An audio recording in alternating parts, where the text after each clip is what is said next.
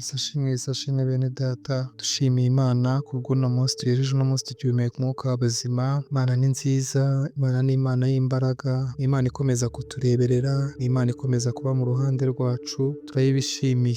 Igihe mugiye kubana mu mwanya w'ijambo ry'Imana nanone ni Ntaganda Shyaka Robert, reka dutangire dusenga kugira ngo Imana izibane natwe muri ano masaha tugiye kumva ijambo ry'Imana. Nyagasani Imana yacu, turagushimiye turaguhimbaje, uri Imana nziza, uri Imana nzima, uri Imana ikomeye, uri Imana ihambaye, uri Imana ivuga bikaba, uri Imana itegeka bikakomera. Turagushimiye turaguhimbaje kubw'ineza yawe, kubw'urukundo rwawe. Uwiteka Nyagasani Imana yacu, tugiye kumva ijambo ryawe, turagusabye ngo ubanze twese dutunganye, ubwiza bwawe butugaragareho, kwera kwawe kutubeho, kuko uri uwera kandi ubana n'abera. Kaweze ino mitima igiye kumva rino jambo kugira ngo rijye mu mitima yera kandi mu mitima yejejwe. Reka ukomeze ubeho kandi ukomeze ubafashe, ukomeze ube mu ruhande rwacu, tuturowe n'imbaraga z'umwanzi Satani zose turazishyashye mu izina rya Yesu. Bana natwe, ukorane natwe, uze gusuzanya natwe mu gihe gikwiriye, tubisenze mu izina rya Yesu Kristo. Amen. Tugiye kuganira ku mirimo myiza. Hari imirimo myiza tuba tugomba gukora tumaze kwakira Yesu Kristo nk'umwami n'umukiza. N'imirimo myiza irakenerwa. N'imirimo myiza irakenerwa. Tugiye kwifashisha ijambo riri muri Yakobo ibice ni 2. Turahera ku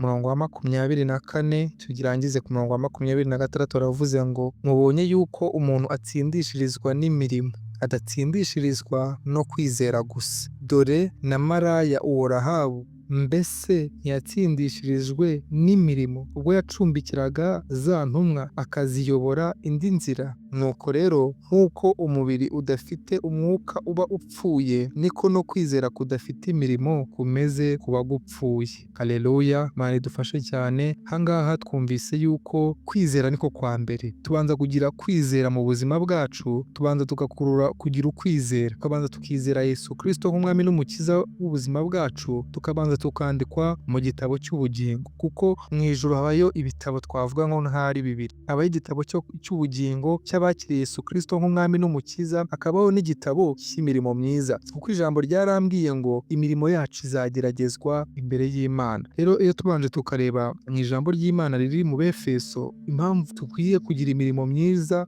abizera dukwiye kugira imirimo myiza. Iyo dusomye hano mu Befeso ibice ni 2 murongo wa 10, haratubwira ngo kuko turi abo yaremeye, turemeye imirimo myiza muri Kristo Yesu. Iyo ngiyo Imana yiteguriye kera kugira ngo tuyigenderemo. Amen. Ngo kuko turi abo yaremeye, ituremeye imirimo myiza muri Kristo Yesu. Iyo Imana yiteguriye kera kugira ngo tuyigenderemo. Imana yaturemeye kera kugira ngo dukore imirimo myiza muri Kristo Yesu. Bivuze ngo kugira ngo ukore imirimo myiza Imana yibare, ugomba kubanza kuba muri Yesu Kristo, ukabanza ukizera Yesu Kristo nk'umwami n'umukiza. Icyo gihe uba ugize igipande mu bwami bw'Imana cyo kwandikamo imirimo yawe. Ariko mu gihe utarakira Yesu Kristo nk'umwami n'umukiza, imirimo myiza yose wakorwa ntaho yandikwa imbere y'Imana, ntaho ibarwa, kuko Imana iragushaka ikakubura. Imana ibishaka kubanza kukubona mu gitabo cy'ubugingo kugira ngo wongere kubone mu gitabo cy'imirimo, kugira ngo mu gitabo cy'imirimo ibone kwandika. Rero ndabwiye ngo wowe utarakira Yesu Kristo nk'umwami n'umukiza kandi ukaba usanzwe ukora imirimo myiza, ukaba usanzwe uri umuntu mwiza, banza ugire wakire Yesu Kristo nk'umwami n'umukiza w'ubuzima bwawe. Numara kumwakira, ukore ya mirimo myiza, uyikoreye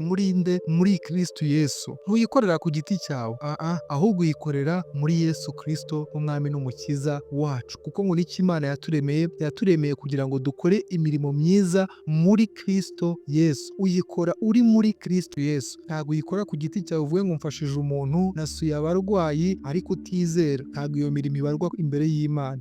Ahubwo imirimo myiza ibarwa niyo wakoreye muri Kristo Yesu. Si imirimo ibarirwa imbere yose y'Imana ngo ni myiza. Ni myiza kuri wowe, ariko iyo wakiriye Yesu Kristo nk'umwami n'umukiza, iba myiza imbere y'Imana. Rero akira Yesu Kristo nk'umwami n'umukiza kugira ngo ukore iki? Ukore imirimo myiza. Rero nanone iyo umaze kwakira Yesu Kristo nk'umwami n'umukiza, nkawe wamwakiriye, wamugize umwami w'ubuzima bwawe, umugira umukiza w'ubuzima bwawe, nawe imirimo irakenewe. Nk'uko hano muri Yakobo tubonye yuko mbonye yuko umuntu atsindishirizwa n'imirimo. Imirimo iradutsindishiriza bene data. Iyo tujyanye imirimo imbere y'Imana, hari imirimo wibutsa Imana wagiye ukora, Imana ikayikwibukira, ikaba yayibukira n'abana bawe, ikaba yabibukira n'abuzukuru bawe. Urebye Aburahamu yakoze imirimo myiza imbere y'Imana, yagize ukwizera ariko yagiraga n'imirimo myiza. Iyo mirimo yatumye n'Imana iha umugisha urubyaro rwa Aburahamu n'abuzukuru be n'abandi bose bagiye bakomoka kuri Aburahamu. Rero nawe mu gihe ukoze imirimo myiza, iyo mirimo myiza imbere y'Imana irandikwa. Iyo mirimo myiza imbere y'Imana, Imana irayikwibukira. Mu gihe uri mu burwayi, Imana irayikwibukira. Haleluya. Ushobora gukora imirimo myiza ukoresheje ubutunzi bwawe, ushobora gukora imirimo myiza ukoresheje amaboko yawe. Si ngombwa ngo nkubwire ngo uzagende ngo ufashe abantu bitewe n'uko nta bushobozi ufite. Ushobora no gufasha n'umuntu ukuri hafi, ushobora kumuhumuriza, uwo nawo ni umurimo mwiza. Ukagenda ukamwerera imbuto ukamuba hafi, uwo nawo ni umurimo mwiza. Ukabana n'abandi neza, iyo nayo ni imirimo myiza. Rero mu kwizera imirimo irakenewe. Haleluya. Kuko hano baduhaye urugero ngo mbonye yuko umuntu atsindishirizwa n'imirimo, adatsindishirizwa no kwizera gusa. Kwizera gusa ni kwagutsindishiriza. Kwizera kurakenewe, nirwo rufunguzo. Ariko iyo umaze kwizera, hakenewe n'imirimo kugira ngo igutsindishirize imbere y'Imana. Iyo mirimo yibutsa Imana, ariko hari igihe ujya imbere y'Imana ntacyo ufite wibutsa Imana. Ese urabwira Imana ngo Mana nkizi no ndwara, ariko iyo ugiye Imana ibwira imbere ati Imana urabizi ko nasuraga abarwayi, urabizi ko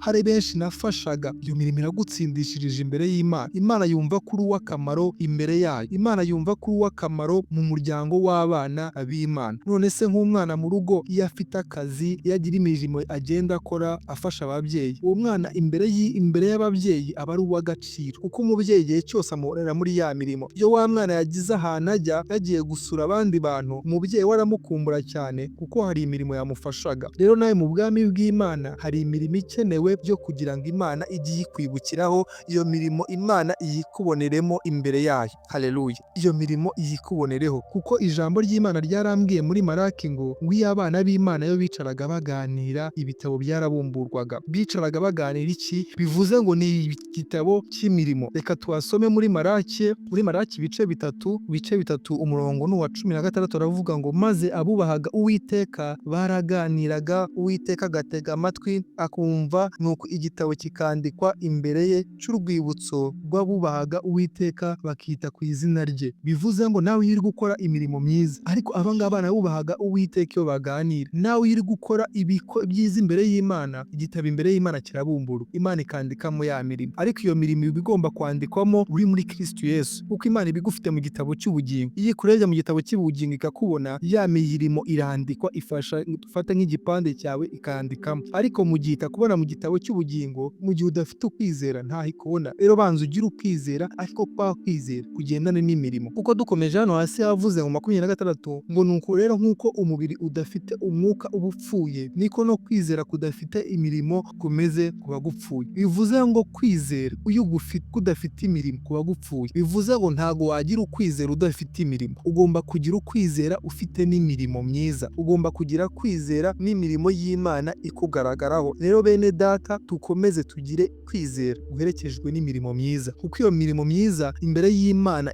ihora yibukwa. Ariko kwizera kudafite imirimo ni nkaho kuba gupfuye, ngo ni nk'umubiri utarimo iki? Umwuka. Kandi umubiri utarimo umwuka ntiwaba ubayeho. Iyo umuntu yapfuye iki? Umwuka wamuvuye. Rero nawe kugira ngo ube uriho, kwizera kwawe kube kuriho, gukenera imirimo, kubana n'abandi neza, gufashanya no gusengera abantu. Buryo wibutsa abari mu kaga ukavuga ati ngiye gusengera abantu bari mu bitaro, nayo ni imirimo myiza, kuko waretse umutwaro wawe usengera mu bihe bitameze neza. Ushobora kuba udafite amafaranga, ariko ugahumuriza abihebye. Yesu Kristo niwe wigeze kuvuga ngo bamwe ngo azabwira bamwe ati wigeze kungaburira, shonje warangaburiye, ngo nawe azababaza ngo nakugaburiye ryari da, warasuye ndi mu nzu y'imbohe, nawe uzamubaza ngo nagusuye ryari uri mu nzu y'imbohe ko ntakubonye. Ariko ngo Yesu abasubiza ngo ubwo wabikoreraga umwe muri ba bandi boroheje, ninjye wabikoreye. Bivuze ngo iyo ukoze imirimo myiza uyikorera ba bandi bari hasi yawe, uyikorera ba bandi bafite intege nkeya, ubikoreye Kristo Yesu kuko yarabihamije. Ubwo wabikoreraga umwe muri ba batoya, ubwo wakoraga ya mirimo myiza, ubwo wakoreraga uriya, nta wundi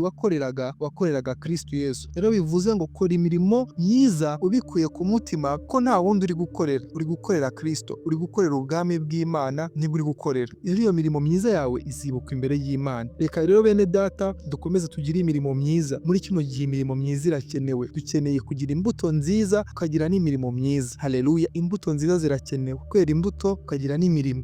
Icyo gihe ukwizera kwacu kuba gukomeye, icyo gihe ukwizera kwacu kuba gushikamye, icyo gihe tuba dukora imirimo myiza muri Kristo Yesu. Ibyo wumvise ngo ni muri Kristo Yesu, uyikoreye muri Kristo Yesu. Iyo mirimo ni Kristo uri kuyikorera, kuyikorera uri muri Kristo, uba uhagaze muri Kristo n'ubu uyikorera. Niyo mpamvu Kristo nawe abumbura igitabo cye akakwandika mu gitabo cy'imirimo, kuko arakubona, uri umwe nawe, uri umwana we, uhora imbere ye, aba ari kukubona imbere yiwe. Rero ko dukomeze tugire imirimo myiza muri kino gihe imirimo ibuze, muri kino gihe abenshi badashaka gukora. Wowe kora neza, ukorere neza abaturanyi, ukorere neza inshuti zawe, ukorere neza n'abo utazi. Ujye ukorera n'abo utazi, kuko Yesu Kristo yaravuze ngo ubwo wabikoreraga umwe muri bariya ni njye wabikoreraga. Bivuze ngo wabikoreraga abo utazi kandi ubikoreye Kristo Yesu. Rero imirimo myiza dukomeze tuyikore, imbere y'Imana iribukwa, ntabwo ari iy'ubusa, kugira ngo nizaca mu muriro, iya indi Imana izagerageza ikayicisha mu muriro, iyacu izatambuke, ko tuzaba twarayikoranye urukundo, tuzaba twarayikoreye tubikuye ku mutima. Imana ikomeze ibahe umugisha, Imana ikomeze ibiteho. Mugiye mukomeza mwandike comment, murakande like. Imana ikomeze duhane umugisha. Mureke dusoze dusenga. Nyagasani Imana yacu turagushimye, turaguhimbaje. Uri Imana nziza, uri Imana nzima, uri Imana ikora imirimo n'ibitangaza, uri Imana ivuga bikaba, uri Imana itegeka bigakomera. Turagushimiye ku ijambo ryawe. Ijambo ryawe riratubwiye ngo tugire imirimo myiza muri Kristo Yesu. Uwiteka turakwinginze, komeze kudushoboza, komeze kuduha umutima w'ubugwaneza, komeze kuduha umutima ufasha, komeze kugira umutima ugira impuhwe, duhe kugira fasha abose, kuko Mwami Imana yacu kugira umutima mwiza, kugira umutima ufasha biri mu mbuto z'Umwuka Wera. Reka komeze tubaho kugira umutima wo kugira neza n'imbuto y'Umwuka Wera. Reka tugirire neza bose, haba abo tuzi n'abo tutazi. Dukomeze tugire imbuto nziza, dukomeze dutere imbuto kuva mu gitondo tugere nimugoroba, dutera imbuto umwaka n'ukwezi n'indi minsi yose tukiri mu buzima. Dukomeze dukora imirimo myiza turi muri Kristo Yesu. N'abo batarakwakira, reka bakwakire Uwiteka, ube mu buzima bwabo, kugira ngo bakorere ibyiza bari muri Kristo Yesu, kugira ngo imirimo yabo nawe ibonaho yandika. Turagushimiye, turaguhimbaje. Komeza ubane natwe kandi uburinzi bwawe bukomeze tubeho. Sabiye umugisha abantu bene data bakomeze gutega amatwi ibyigisho, komeza ubahe umugisha kandi ukomeze ubabeho. Tubisenze mu izina rya Yesu Kristo, amen. Shalom, shalom.